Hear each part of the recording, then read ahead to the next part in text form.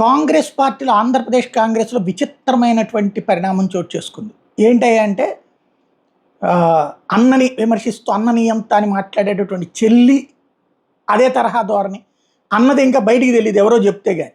కానీ చెల్లెలు మాత్రం ఓపెన్‌గానే చేసుకొచ్చింది. షర్మిల చేసినటువంటి పనేంటంటే సాధారణంగా కాంగ్రెస్ పార్టీ కమిటీలని ఇవన్నిటి రద్దుని అధిష్టానం చేస్తది.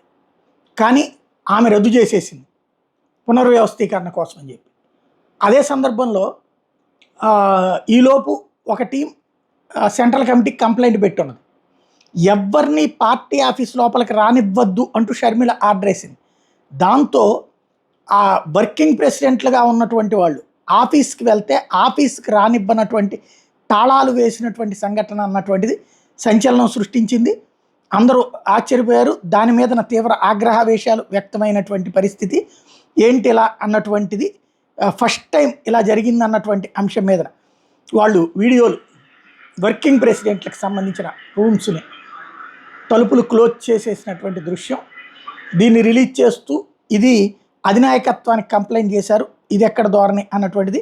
ఏఐసిసి కొత్త కమిటీ అపాయింట్ చేసేదాకా మేమే ఉంటాం, గతంలో కూడా అలాగే జరిగింది అన్నది వాళ్ళ వాదన.